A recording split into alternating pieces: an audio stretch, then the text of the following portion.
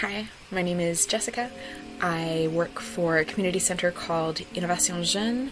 I'm responsible for a food bank called Innovation Assistance and an urban agriculture program called From the Root to the City. Sometime in probably 2017 or 2018, I read a book called Envisioning Real Utopias by a sociologist named Eric Olin Wright. And one of the main things that really hit me was he talked about what he called interstitial work that fills the gaps that appear in the way that our systems work. So for instance, a food bank exists to fill a gap in the food system. This building of something in the gaps really spoke to me, but I didn't quite know what to do with it or where to go with it until I was at a farming conference and I went to a talk given by Rowan White. She, in the course of this talk, distributed seeds throughout the audience. I had a pumpkin seed to begin with, and my neighbor had a corn seed. And, she invited us to think of these seeds as our siblings, as members of our families, beloved relatives. And then once we had kind of gotten attached to the seed that we were holding, she asked us to exchange with the person sitting next to us. So I still have the corn seed that the person sitting next to me gave me. She talked about how seed can't be constrained. Seed is something that creates relationships, that doesn't just connect us to each other when we share food or help each other plant, but also connects us back to our ancestors. She had this beautiful line that a seed is a love letter from our ancestors. Thinking of the work of seed and the work of food as something that's done in collaboration with all of the members of the family of creation. Thinking of this work of caretaking, being cared for and caring in return, kind of hit that place in me. Everything that I do is to build that kingdom of mutual care, of family. One of the first things that I did when I started at Innovation Assistance was to close our member list. This was a really hard decision. So Innovation Assistance, the food bank project, had opened in March of 2020 as a pandemic response. And the neighborhood that I work in has been very food insecure for quite a long time, but the pandemic really exacerbated those effects. By the time I was brought on to coordinate the project in September, the demand had already exceeded our capacity. And so one of the things that we had to do was to stop accepting new members, which was a really hard decision. We've been working through, and we're still troubleshooting, how do we manage the huge scope of the need while still being able to honor the needs of the people who we're already serving. If we stretch ourselves too thin, we're not serving anybody. It was a challenging time for me, not just because of the decision, but because I was climbing such a huge learning curve. I stopped reading, I stopped hanging out with friends. I was just mentally and emotionally drained at the end of every day, but it was such a good tired because it was the kind of work that I love to do, to solve problems and put systems into place every day, say, okay, how can we do this better? I inherited a system when I started at the food bank that had kind of grown up in little bits and pieces as just a response to the changing conditions in the first few months of the pandemic. The main part of the system that I still think of as kind of the emotional core is that all of the members of the food bank have the option to receive contact every week from one of our volunteers for, a variety of reasons. But it was one of the main pieces that really felt like it wasn't working in kind of the first few months of my tenure. We didn't have enough volunteers to manage the need, and yet we were still having more people needing things, and I felt that it needed to change the way that we had organized things. I thought that I had some ideas how, but I didn't feel empowered to make those changes because I kind of felt, well, so many people put so much thought into this system.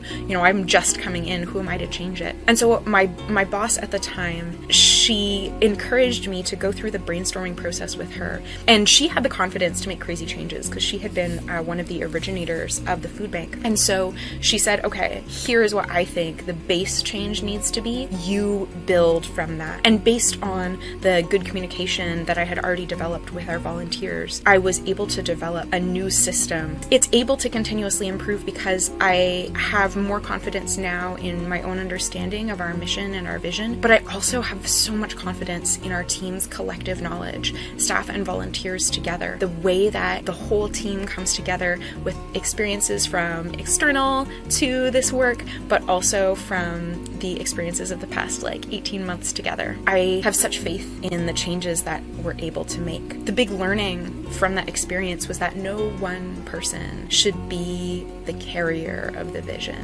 Everyone needs to know what the vision is. Everyone needs to carry it so that we can all take part together in creating systems that get closer and closer to reflecting that vision.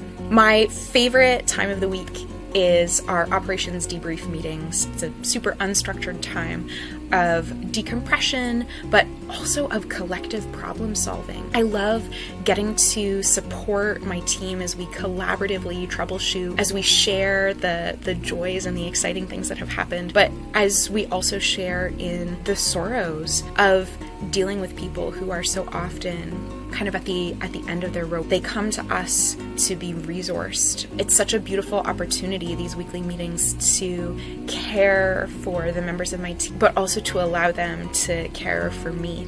This team is really good, I think, at juggling between the needs of our different stakeholders, taking ideas and turning them into action, creating sustainable systems through collaboration and collectivity.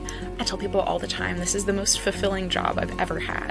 One of the things that we say at Innovation Assistance on the team is that the food bank isn't just for food. Giving people food is where it starts, but building relationship is really the goal of what we do. That's one of the reasons why our members receive calls from our volunteers, many of whom are also members themselves, to share news, kind of check in with people, but also when people are receiving deliveries, they have the same driver every time, so someone who's able to be a familiar face and get to know them. When people come in to pick up food, we also work really hard to develop relationships there. I think our impacts are not just on the people we serve, but on us as well, that we're building these relationships of community. Where we're going is to a neighborhood where everyone has not just enough to eat, but has access to food that sustains them, that meets their emotional needs as well as their physical needs, that helps them to be in deeper community with all the members of the family of creation, including agricultural workers, including restaurant workers, including, the soil itself. Food as a site of joy.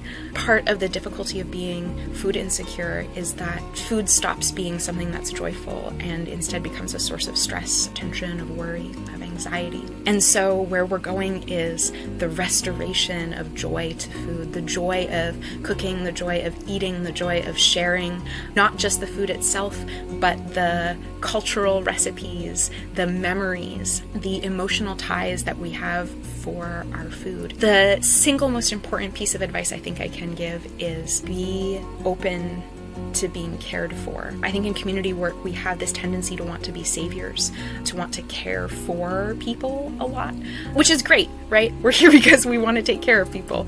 But so often we put ourselves in a position of not receiving care. A couple of years ago, I was working in a garden that had been just really badly neglected for a really long time. And I had the opportunity to take very basic care of it. And one day I had just a really bad day, and I went into the garden and I saw these many decades old rose bushes that hadn't been blooming for many years because they hadn't been pruned, they hadn't been fertilized, and I had been taking care of them for a while. And I walked into the garden on this horrible day and saw just dozens of roses. It felt in that moment like those rose bushes were taking care of me. That openness to being cared for, to allowing our communities to care for us, is so important in making sure that we are not setting ourselves above the people that we serve, but are setting ourselves alongside them to say, I'm serving you, but you are also serving me. We are in this together. If you are interested in learning more about my work, you can do a couple of things. There are some websites in the description below, I believe. One is to the main Innovation Youth website, and then one is to the Innovation Assistance site, which talks a little bit more specifically about the food bank. My contact information is also available to you. You can reach me at my professional email address. I'd be happy to chat with you there. I have put the phone number for the food bank, and you can get in touch with me or other members of my team there. You can follow me on my personal Instagram. I try to talk a lot about the work that I do and the joy that I take in it. Totally get in touch with me. I love to talk about this kind of thing, and I love to hear about other things that other people are doing that can kind of plug in.